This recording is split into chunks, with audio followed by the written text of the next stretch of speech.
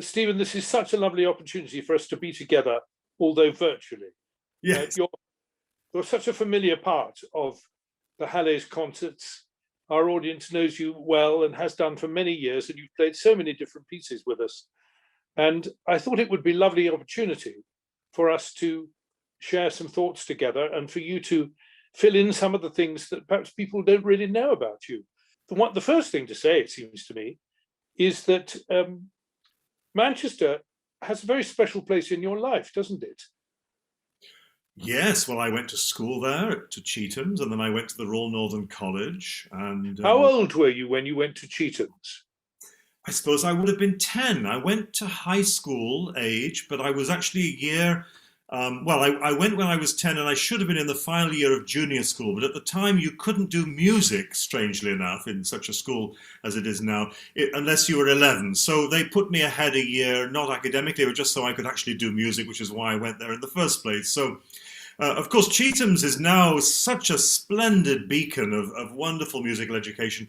I'd have to say at the time I went there, it wasn't very splendid in any department, really. And of course, it's had a very checkered history. And I think, kudos that it has come out of that even stronger than ever. And I've been in a number of times. I did one of these sessions with the students there only a month or so ago.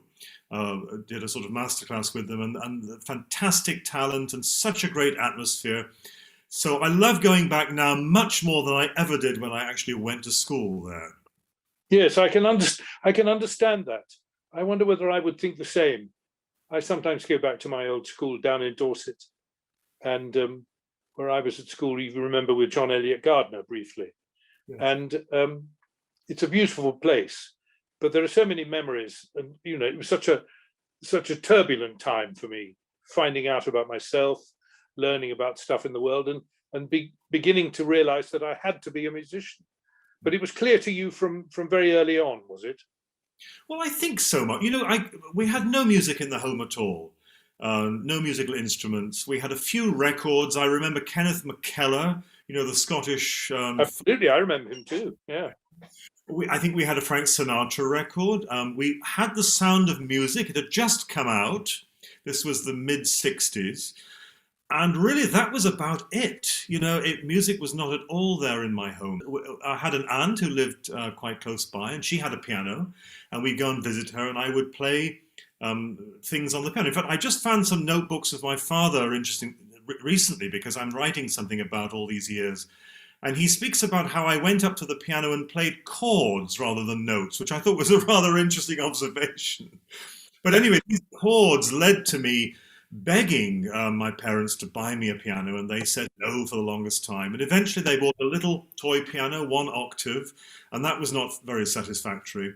So after much persuasion, they did find an upright piano in a local antique shop in Stockton Heath, Cheshire, and I think for £5 they bought this piano, and it was brought along and delivered to our house, and I started piano lessons from there. So from there on, really, from the second day after I learned what a treble clef was, I wanted to be a musician. So, and it's never really left me, although I had 2 times when I considered the priesthood of giving up music altogether. But those were different times in my life for various reasons, and here I am today, and here we both are making music together and still musicians. Well, I must say, enjoying making music together incredibly much, and I look forward to the next time. And it's so wonderful that within a few weeks we'll be together in Manchester again.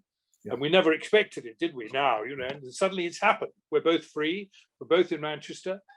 When you were brought up in Manchester, where did you live? We lived in a little village called Thelwall, which is near Warrington. It's almost exactly in the middle of Manchester and Liverpool. So if you go between the 2 cities and you stop halfway, you'll come to that exit, which is the Thelwall Viaduct.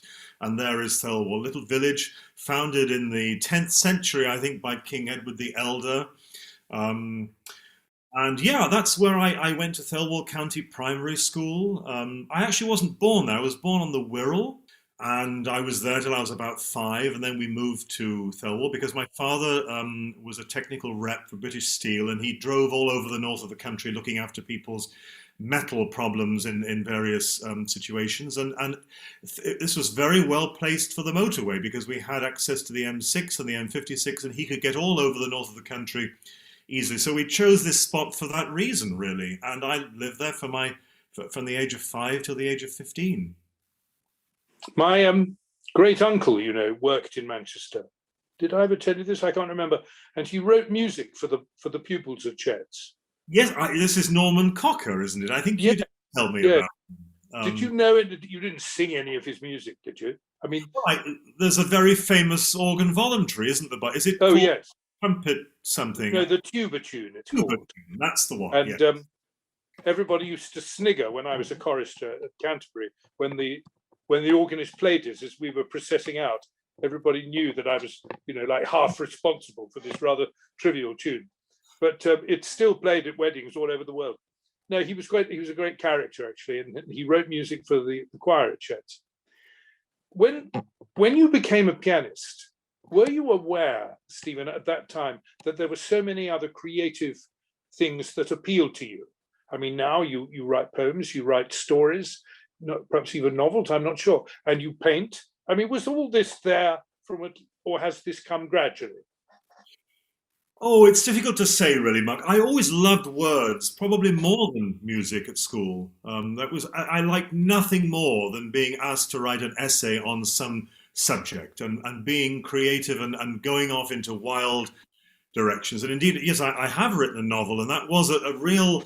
I really enjoyed the slightly outrageous side of that book. I mean, I suppose it's quasi-pornography in a way. And my proudest moment of the last year is that it's about to be published in Icelandic. For some reason, a publisher in Iceland read the English version and wanted to do a translation in Icelandic. So it's coming out next month with a very luridly sort of naked cover. And I'm quite thrilled about that, really.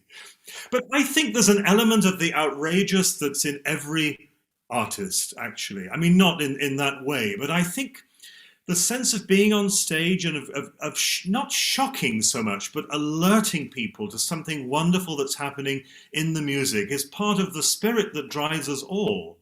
And I think that's something I do remember from school. I was quite naughty at school, not in a bad way, but I liked to tease, and I liked to skirt near the edge of saying outrageous things and so on. And I think, my school years were really pretty disastrous. If you look at school reports, I was talking at the back of the class with the girls. I failed all kinds of exams. I'm writing about all of this now, so it will eventually come out a lot of Manchester stuff, because my whole life was Manchester until I graduated from the Royal Northern and went to New York. So it's still very much part of my soul. Although my first concert, I have to say, was in Liverpool, because my teacher taught in Liverpool, Gordon Green, and so we would go to the Philharmonic after my Saturday lessons and hear the orchestra there. So we didn't go to the Hallé at that time, but it was actually my first professional orchestra performance was with James Loughran. I think it was 1974, and I played 2 movements of the Mendelssohn G minor concerto at the Free Trade Hall in those days. So I did begin with the Hallé Orchestra. It was my first professional concert, and I think I was given a book token for £25. And I am paid a little bit more now when I come to play with the Hallé, but I have great fond memories of that particular occasion. Okay, you were allowed to play 2 movements. Which 2? Second and third. Ah. I don't know why that was their request. I did play the whole piece, but I think it was a short concert, a Valentine's Day concert, actually, and there were lots of little bits and pieces, and this was included. And there I was on that stage. And in fact, I had my debut at the Proms with the Hallé Orchestra as well. So the Hallé's been there. And actually, the Hallé Orchestra is responsible for me being a musician, because I really lost interest in classical music entirely in my early teens. And I listened only to rock. I didn't go to school for almost a whole year. I had a bit of a nervous breakdown. Things were a total mess in my life. But I had a composition teacher called Douglas Steele, who was an assistant organist at Manchester Cathedral. very important man in my life. And he knew my great uncle. Yeah, because he was all part of the same Manchester organ church music world. And he was a wonderful man. He taught me composition at Chetham's. And one day he sat down at the piano and he would sort of say, "What's this, boy?" or "Do this, boy." And he sat down and he went.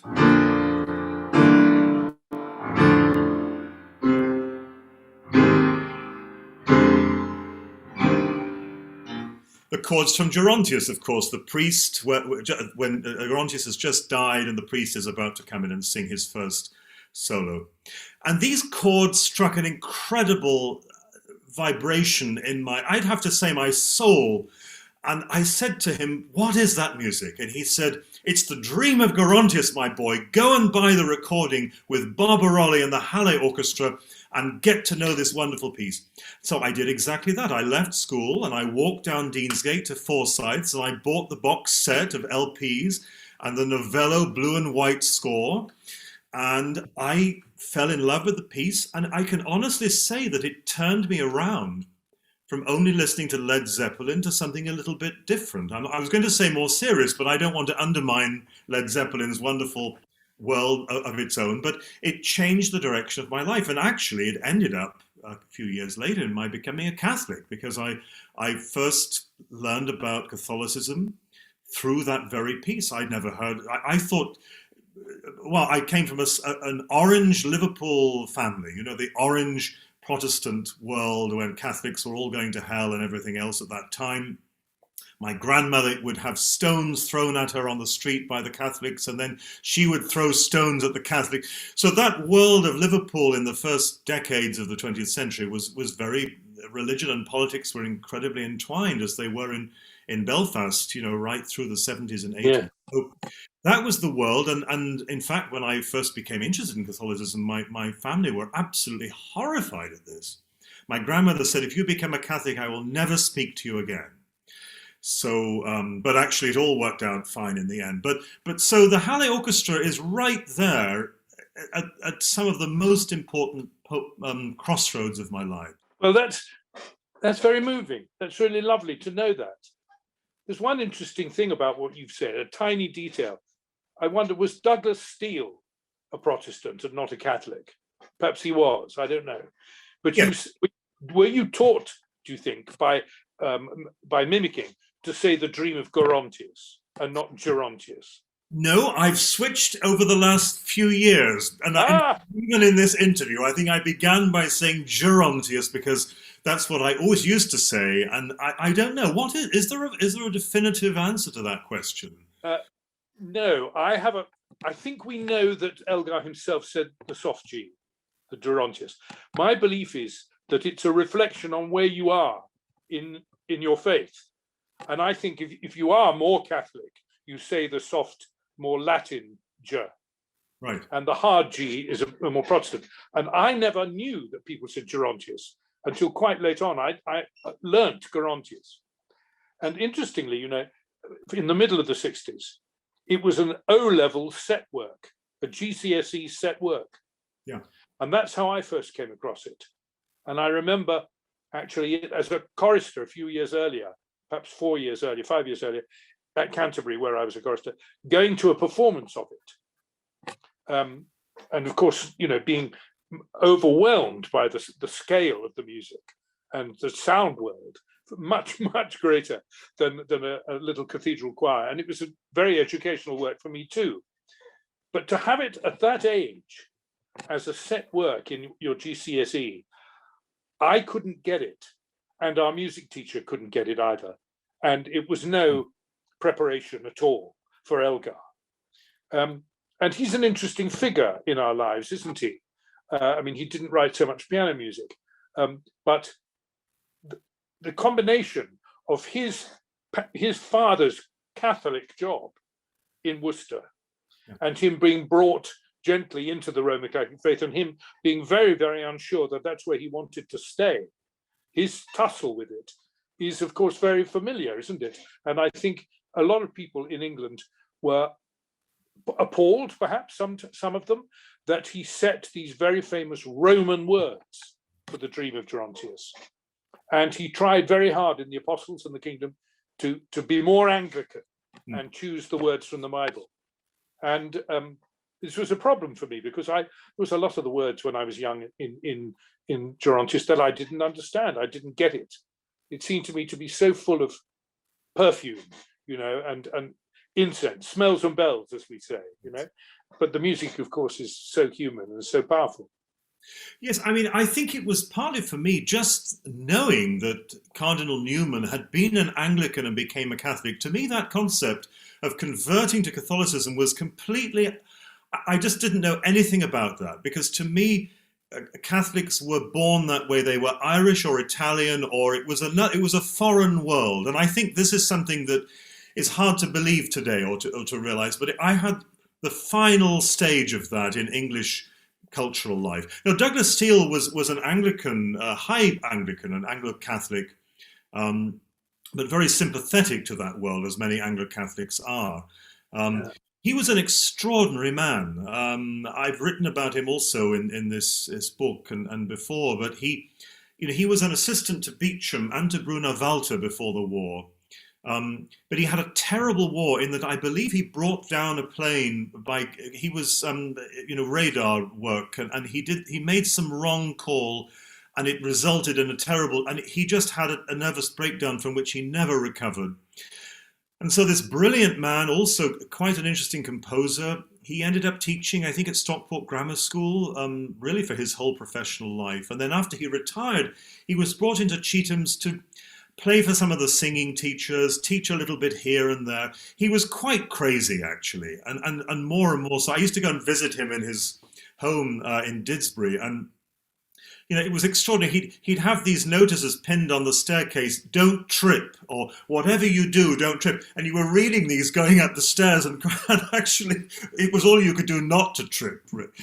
And my favorite anecdote with him was he was playing me some music by William Baines, an English composer who wrote very little, but he died, I think, also in the First World War. And he played these little preludes, and he said, "Stephen, you should really look at these. They're beautiful, and they're very sort of Deelian in a way." And then I said, "Well, they're lovely, Douglas." And then later in the evening, about an hour later, he got out some of his compositions to play for me. And he said, "No, I just want to play you something that I've just written." And it was the William Baines preludes, but he'd written them out as if they were his own. So he was playing the same pieces again from his manuscript. And I didn't really know what to say, but of course I just said, "Oh, well, they're beautiful, Douglas." But these were some of the kind of crazy things. "Burglars Go Away" was a notice in his window when you came up to the front door. But he was a lovely man, but also a man of incredible mood swings. He had these awful black depressions that would send him into tailspins. And I just feel he was one of these people who was damaged irreparably by the war, like so many were. But Stephen, isn't it true that all of us, whatever we're doing with our lives, as we start off to try and get a path to make our furrow, as it were, we all need somebody to help us and inspire us and encourage us and push us forward. And even if he was a bit eccentric, if he started you off on that music by Elgar, he was like laying the foundation for the future, wasn't he? Totally. And in so many ways, he used to play me every week the Hommage à Rameau from the first book of Images of Debussy. And he was a beautiful pianist in that he had the most luscious, rich sound, and he would sit at this crappy little upright in one of the practice rooms of Chetham's and just get these marvelous sounds out of it. And he got to one moment where I think that the time signature is 3/2, as I remember, and it's there are two, a third of the bar is a rest. And every time we got there, he would leave the pedal on, and he said, "Michelangelo leaves the pedal on here," and he'd leave it on to the next bar. And he'd do it almost every week. He'd play this piece for me. And, it was so mad, really. But I think that there's something so incredibly noble about his lack of self-awareness, in a way, of this sort of complete honesty that you get sometimes with insanity. It's awful to say it, but insanity sometimes lets down the guard which society puts up. We create around ourselves the image that we want other people to see. And when there's a little bit of craziness there, you don't care anymore about the image that you want people to see, and that gives you a freedom, and it gives you also a sort of wonderful openness. And I felt this with Douglas. He was an incredibly open man. I wanted to ask you, when you think of taking a new piece into your repertoire, how do you go about it? Do you sit at the keyboard trying out pieces that you've always wanted to learn and think, no, I don't want to learn this now? And, how does one go about that? Well, if it's just for choosing a piece, then yeah, I will sit at the keyboard and read through and get an idea. And usually something comes pretty quickly as far as knowing whether I want to learn it or not. Occasionally not. There have been pieces that I've looked at initially and thought they weren't very interesting and then fallen in love with them later on. I'm sure this is very much true with you. First glance, piece doesn't look so promising, but actually it is. And sometimes the other way around. But when I'm learning a piece, I like to finger it. I like to write in fingerings. In other words, in a sense, really to study it, because I think there's a great danger when you're learning a piece that all you do is kind of sight read until you can get through it, and then it's ready, you feel. But I think there's a sort of sense of study. And I know as a conductor, you're extraordinary in this, in that you really do know your scores. And I've worked with many conductors, and I can tell you, and I would not tell you any names, but there are many who really don't know their scores, who in a sense conduct and get by and sort of know it, and then on to the next piece. But I think that sense of dissecting a score, of getting right underneath the notes is really, for me, very, very important. And I think also very much for you. I've seen your scores on your desk, even in hotels, and that level of concentrated study is really wonderful to see. Well, I think the process for us all is to do with how you admit the music into you. You allow it into you. And it has to go there, into your body, into your brain and into your soul, so that it can come out again, like alchemized into an interpretation, if you like. And if you just scoot over it, you never get that sense of belonging, or that you've really taken it yourself. And as the years go by, I wonder whether you find this as well. The pieces that you didn't quite spend enough time on when you first learned them because you were so busy, you don't really ever know. You've got to start again and really make friends with them. Yeah. But if you really went at it 30 years, 40 years ago, there's something there, isn't there? Always. Yeah. And something to build on, because obviously every time you come back to a piece, you want to look at it in a different way. Right. I was playing, as I told you the other day, I was playing Brahms' First a couple of nights ago, and it's a piece I've played a lot over many years. But I felt completely fresh this week, and I really think it's different from how I've played it a year ago, and that was different from how, and that's in a way what makes the great repertoire, isn't it? The pieces that you come back to and you feel there's no end to the different ways you can think about these. They seem ever fresh. Whereas there are some pieces that I think you can feel, well, that's the best I can do with that. Yeah. I felt that really with the Hummel piano concertos I recorded a long time ago. They're wonderful pieces and very important historically, but there is a feeling in which if you do new things, you're just artificially finding things to do. You're putting frills on it or decorating it with sprinkly. It's not really organic. You're not going deep into the piece because there really isn't that. There isn't a deepness to go into. But when you're revisiting Brahms, Beethoven, great works, it's just infinite how much, and it's so thrilling to have that. When you've then decided to play something, though, and you've fingered it and the whole preparation is there then a whole different part of your work that might happen on a different day, or you might do it for an hour a day, of committing something to memory? How do you go about that? Well, that, of course, is the difficult thing in a way, is, to get something from zero to where you can play it through really well, and then from there to real performance level are about the same distance. And the last distance is the frustrating one, because you know the piece, you can play it, and yet you don't feel inside it yet. and it takes a tremendous amount of, well, patience, perseverance.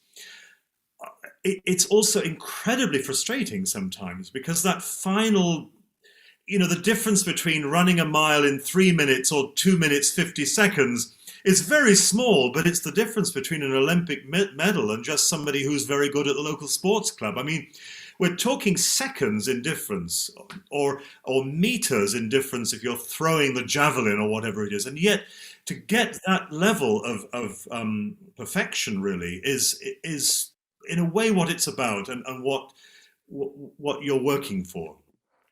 Is that quality, though, very different when it's just a piece for piano solo as opposed to a concerto?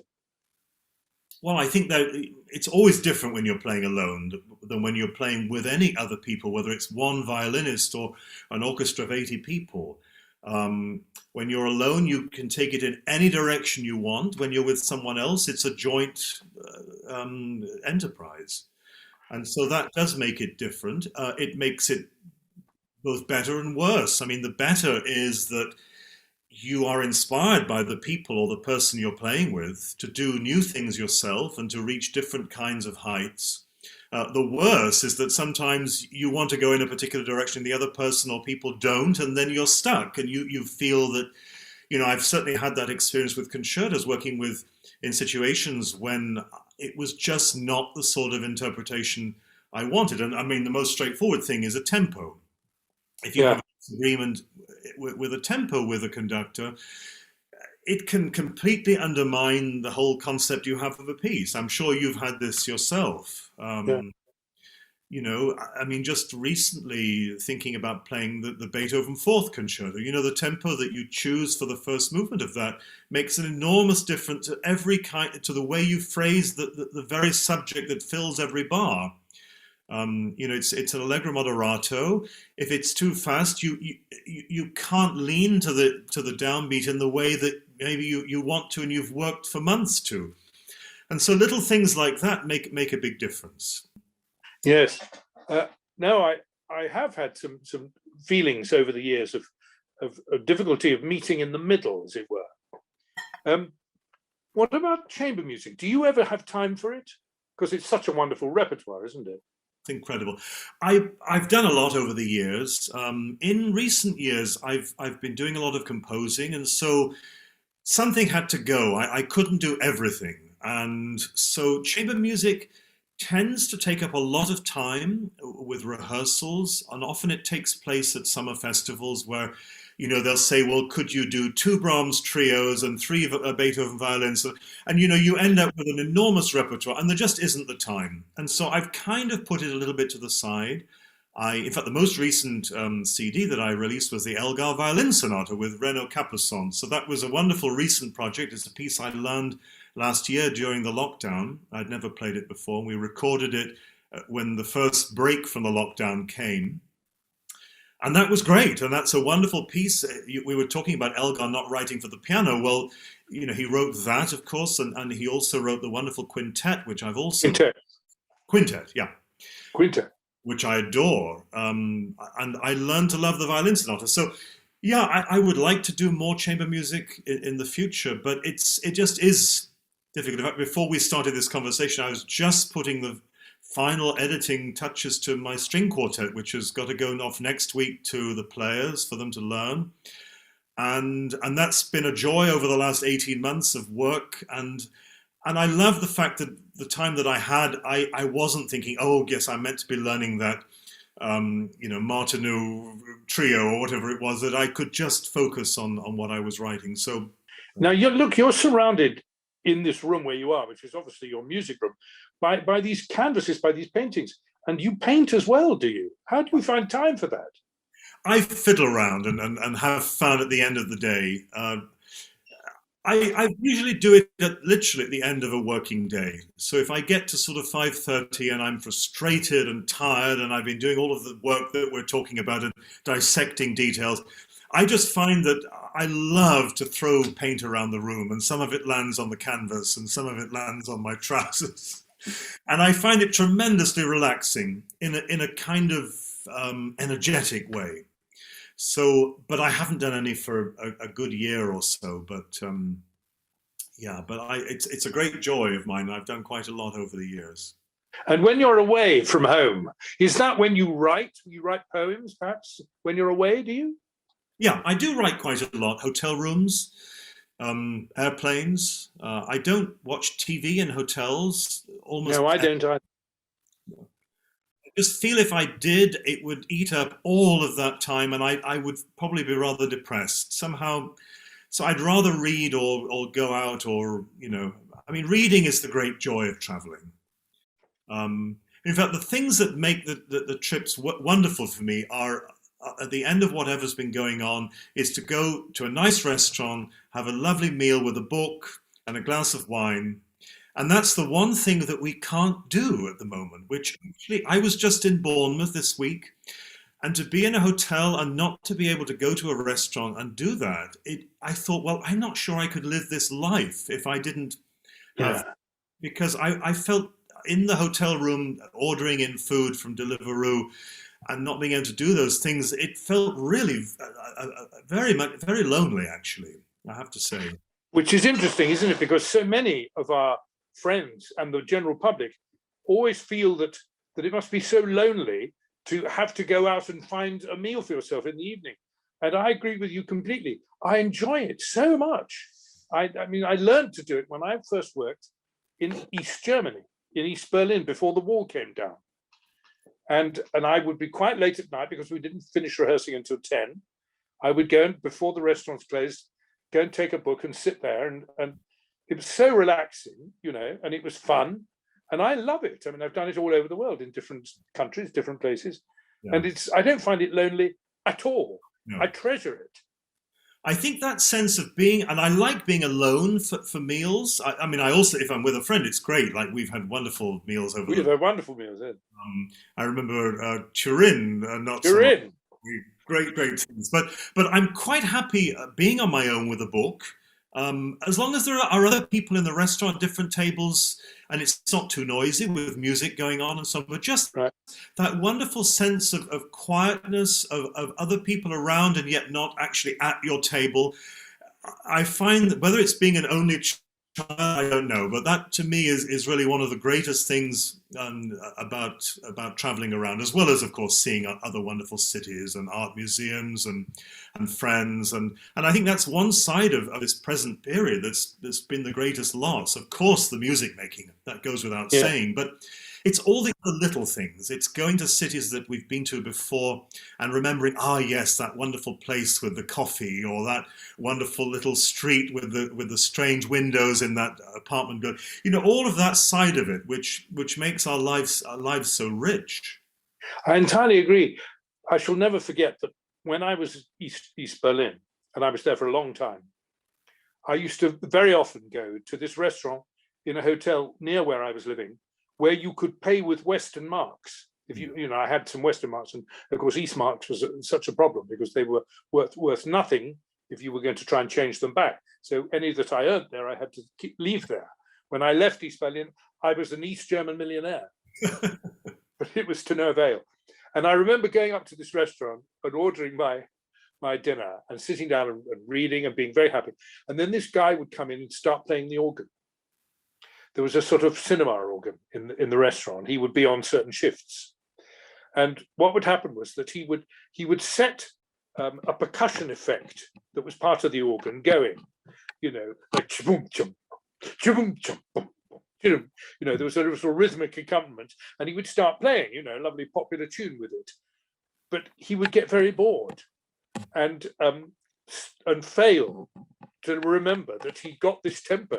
There was something conducting him, and he paid no attention to it. And time again, he got way behind the rhythm section that was supposed to keep him going. And I found that very frustrating, I must say. I wanted to tell him just to turn it off and just play. It'd be fine.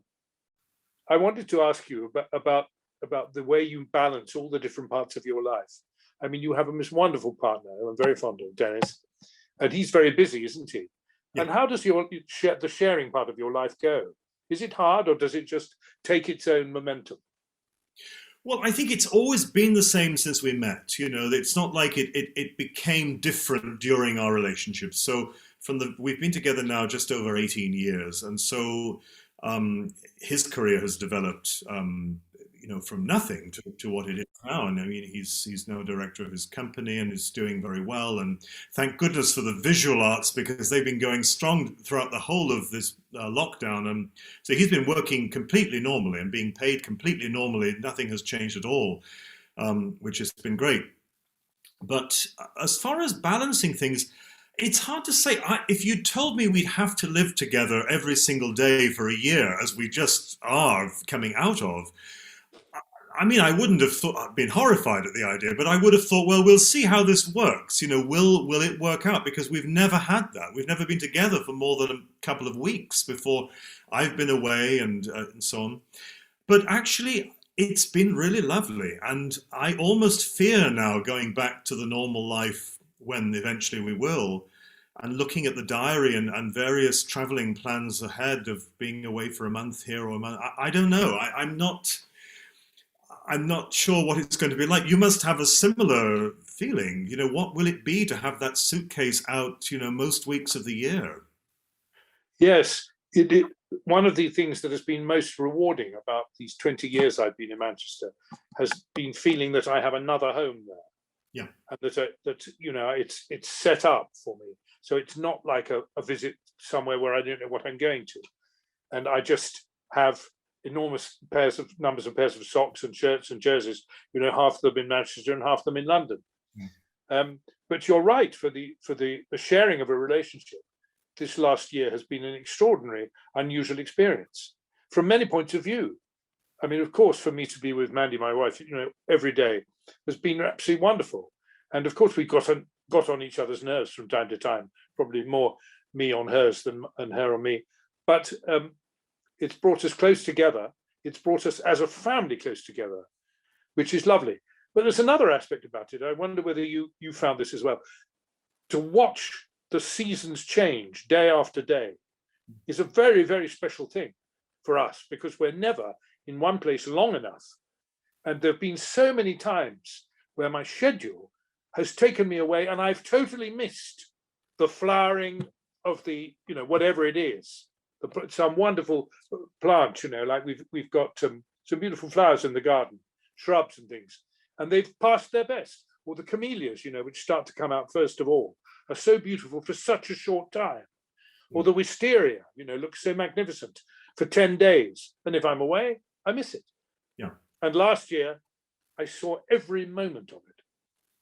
Although on the other side of that, there's a melancholy, because it does give you a sense of the passing of time in a more tangible way, doesn't it? Because if we're darting around and we start spring and then we're off in Sydney and it's actually autumn and we come back, you can almost be, and also the fact that our years go, yes, January to December, but really also September to June, where the concert season, we can be fooled into thinking that we're not actually getting older, that time is somehow shifting in such strange patterns that it doesn't affect us. And of course, we're doing such a youthful thing always with making music. Whether that's a good or a bad thing, I don't know. But I've actually been thinking a little bit in a melancholy way as spring is approaching, because it was exactly this time last year when all of this started. And as we come round to that again, I don't know how it will feel, whether it will be a wonderful feeling of seeing the flowers coming back again, or a strange melancholy feeling of a year that, for all of the wonderful things that might have happened during this year, has still sucked energy out of the whole world and given such suffering to so many people. Yes, you're absolutely right. It's a very powerful balance, isn't it? Because there are positives in so much of our lives. And I found great positives, despite all the pain and the frustration and the suffering. I found things to enjoy, to spend time on music that I never thought I would get to learn, because I've got acres of time. And to think about things and to read books that I've always wanted to read but never got around to, and that sort of thing. And I've enjoyed that very much. And I do hope, Stephen, that you will find time for the Hallé. I mean, obviously, it's a very important orchestra for you going way back. Yes. But it's very important to me to develop my performance ability, as it were, alongside people who I admire and feel I can reciprocate. And not all conductors like this. Not all conductors are actually interested in being accompanists because it requires them to be too, I don't know, compromising perhaps sometimes. But I started, as you know, in the theatre, in opera, and if you don't understand the word compromise there, you'll never learn it. You really need it, and you need to cut your coat according to your cloth. And I remember having to learn that and finding it a very difficult lesson when I was very young. But now I get great pleasure from it, and I love rehearsing concertos, and I love including them in programs. It's nice sometimes not to have a soloist and to work with the orchestra and know that that's the whole program. But it's very important to me to the collaborative part about it. And there is a group of soloists with whom I feel very, very close and want to keep going with.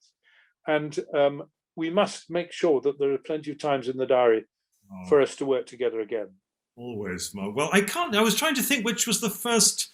Was it the Rachmaninoff 4th in Birmingham? Was that our first meeting? Or was it the Rachmaninoff 3rd in St. Louis? They were both near the beginning in the 90s when we first worked together. Well, we've never quite agreed on this. We ought to get somebody to check, because the time may come when we really must know.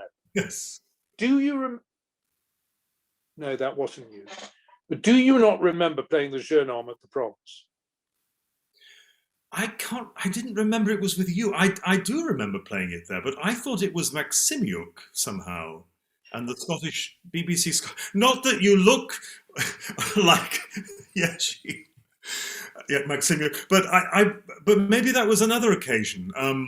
I don't know, Mark, but I don't. We must look this up. It's not with the Proms. It's not difficult to find out at all. I'm sure there's a database on the internet. It may be that I've harbored this memory and that it was somebody completely different. But the point is, it's been a very, very long time since we first worked together. And we've both grown, developed and changed. And that's very, very rewarding. Do you think that all these different parts of your life are in the right balance? Do you have a sense of frustration that you wish you didn't have to work, for instance, so many times in the year, and that would give you more time to write or more time to paint? Or is the way it works satisfactory? I don't think there's ever a perfect plan here. And actually, I think in all situations, sometimes the imperfect is actually the catalyst to getting things done. I've had so many experiences playing concerts when I've arrived the night before, had a wonderful hotel, the piano's been gorgeous, everything right, and I've played horribly. And then sometimes the opposite happens. You miss your flight, you go via some connection, you arrive, everything's horrible, and it's one of your best concerts. So, and I think the same is true if I could draw out the perfect balance of my life and I'll have a month doing this, I think it would be miserable. So I think I have to grab what I can where I do. And I do work. Once I get stuck into something, I can get something done quite quickly. If I have a view of something, I can write something quite quickly. I like to spend a lot of time revising, but sometimes the idea will come, in a few days, I can sketch something. So I think that happens often best when I'm pushed for time, when I'm trying to cram something in. So I would, though, after the experience of this year, like to have more time at home. I think there's no question that I don't want to be on the road, 10 months a year, perhaps, as it's been. But Stephen, you have another home, don't you, in New York? Well, it was very much a second home because I lived there and longer than anywhere else in my life. I moved to New York in 1981 when I went to Juilliard, and I've had a place there ever since, which is longer than I've been in London for sure, by 15 years. So, but from this week, due to the coronavirus situation, I've actually rented out my apartment in New York and on a 2-year lease to a young software engineer who I put it with an agent, and it actually makes me very sad in a way because I've had to get rid of all my clothes there. I, like you, had a whole collection of my clothes and also books. The only thing I've kept are paintings, not my own, but paintings by people I've bought over the years and friends, and I've put those into storage. But I'm afraid everything else, all my furniture. I had this massive granite table that I bought when it was far too expensive when I was a student. And actually, Lowell Lieberman, the composer, came with me to Bloomingdale's, and he said, "You know, you won't regret buying that table." I said, "But I can't." He said, "It's so wonderful." And it was this vast, you need 4 people to pick it up, piece of granite on top of a wrought iron thing. Unfortunately, it's gone, and everything's gone now. I had to. In some ways, it's freeing because I think we do cling on to too much stuff, and I was forced really. Well, I could have kept it going, but it just seemed like such a waste of money. I haven't been there for a year. I probably won't get there again until maybe even next year to spend any length of time in New York. So I've given it up, and so I did have 2 homes. So I still own it, and the lease is for 2 years. I may go back to it at some point, but I may not. And life changes, and it's as you say, you grasp those positive things. Stephen, tell us a little bit more about the music that you write. What sort of music is it? If we were to play a piece next week with the Hallé, what sort of experience would it be? Gosh, well, it's always difficult to say what is some music like, isn't it? I mean, you can always say, well, it sounds like this composer, that composer. You can sort of, well, I suppose I'd say, first of all, that it's tonal, but then I'd say very quickly after that I hope it's got a twist to its tonality, that it isn't just simply tonal, that it works against and with tonality in a way that has some kind of a dialogue and some kind of... By tonal, you mean that it is, your music is always written in a particular key? Is that what you mean? No, but there are always keys lurking in the background. It rarely, I mean, I've written one 12-note piece, my 3rd piano sonata, which is the first 2 movements of which are strictly serial. They're built on a tone row, but the tone row is designed to undermine atonality, because the tone row has within it the last 3 notes of it are that, and the first 2 notes are. So however you can't avoid this cadence, even though you're writing with a strict tone row. So that was a fun, for me, way of sort of undermining something that serialism was there to set up, which was writing a music that couldn't be tonal. Well, this can't help but be tonal. But yeah, I mean, I would say that composers who have been a big influence on me, not in the sense that I think they're stylistically the same, but when I listen to Britten's music, Janacek's music, I want to write music myself. I just mean that there's something in their music which sets something alight within me. I feel there's a kind of creativity which I catch from them. The string quartet, that's literally the piece that I was writing this morning before we started talking and finishing writing. This is a commission from the Takacs Quartet. They're doing a recording next year of, well, they asked for this piece of the Ravel and the Dutilleux quartets, and they asked for a piece to go with it. Well, obviously my initial reaction was, well, what a challenge that is. You know, how overwhelming that is. Trying to write a companion piece to go with the Ravel and the Dutilleux quartets was a daunting task. But the thought I had was, well, what don't those 2 composers have in their style, which is still very French? And I realized that it really was this world of the years between 1903 and 1970s, and particularly the world of Les Six, which are the 6 composers. Most famously, of course, the 3 were Milhaud, Honegger, and Poulenc. Poulenc, the most, for me, characteristic in a way of the style of what one thinks of as Les Six. little bit of slapstick, a lot of melancholy, a lot of nostalgia. In a way, that group was a reaction to the horrors of the First World War. What do you do after that? Do you write music that's even more Wagnerian than Wagner? Do you go more and more into that world of suffering? Or do you sweep it aside and go to the cabaret for an evening with a glass of absinthe? And I think that's what, in some ways, what I'm trying to do with this quartet. So what you hear in it, there are 6 movements. It's called Les Six Rencontres, the 6 encounters. And the movement titles are actually the places where you might meet someone. I don't specify who's meeting whom, but we have the park, we have the theatre, we have the church, we have the boulevard, we have the market. So these movements are all based around these different places of encounter. Nothing specific and programmatic about it, but just a hook really on which to hang this particular piece. So it's about 20 minutes long, and the premiere will be in December this year in Orange County, where it was commissioned by someone there, and then Wigmore Hall in January next year, so less than a year away. And then they go and record it the week after the European premiere. So I hope they like it. They haven't seen a note of it yet. I'm still just doing the final editing touches, but it should go off to them next week, and then I will get paid, which is during this year is something that maybe we didn't think of quite as much as we would have done in the past. Well, it is one of the things that is always exciting and always important, isn't it, in our lives, is to maintain contact with new writing. And you do it by writing the music yourself, but also in being aware of what music it could be written for you to play, or new music that you hear. And certainly for me, I love the challenge of being sent a score that nobody has played and nobody has heard. And that if I spend 20 minutes on it, I'm 20 minutes ahead of the rest of the world. You know what I mean? And I'm doing that now with Hugh Watkins' symphony that we're going to play in March in Manchester at the concert when you're coming and to play with us. And it's a very exciting and different energy. And it's an energy in the last year that I've missed. Pushing yourself to try and get into the world of another piece of music.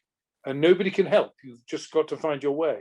I must say that I think one of the difficulties with contemporary music always, but particularly perhaps in the last 50 years or whatever, is that none of us really have enough time to get inside complex works. And so actually we're never really hearing them. You know, you imagine Daphnis and Chloe on one rehearsal, it wouldn't have sounded very good the first time. Now, of course, not only do the players know it, and they've all done it for their orchestral auditions, and goodness knows what else, and every conductor, you know, now even in the first rehearsal, it has a certain sheen and so on, and we hear what's in there. But maybe we've missed over the years some other Daphnis and Chloes that might have been absolutely wonderful. They just never had a chance to shine because we've never been able to spend the time with them. Well, the interesting example of that is a work that I love, and actually we've recorded in Manchester, and very, very few people have ever conducted it, and nobody really knows it. And that's a comparatively early symphony, really, in one movement by Bax, called Spring Fire. Do you know that? Have you come across it? Well, it's hard. It's really a symphony. It's in 4 definite movements, but he called it a tone poem. And it's very beautiful and very effective, but difficult. And its world premiere was cancelled and cancelled and cancelled because people didn't look at the score. Hard to get hold of, probably. Perhaps there was only one. But they said, oh, Arnold's written this piece, we better do it next summer. And then eventually, just beforehand, they looked at the score and they thought, we can't do this on one rehearsal. And I know you can't. I've never tried, but I know that you need 4 rehearsals, minimum, to get the orchestra in it. It's half an hour long. It's very complicated, but it's very beautiful. But that's an example of where a piece needs to be played and needs to be listened to get all its beauties out. And I wish it was more widely known. Stephen, this has been lovely. We could chat forever and ever. And one day we'll be able to do it over a dining table together. And I hope it'll be here in Highgate. It would be lovely for you both to come. And I look forward so much to being with you in a few weeks and many, many times in the future. So thank you. Thank you, Mark. It's always a joy. Be well. We'll see you very soon. Bye bye. Bye bye.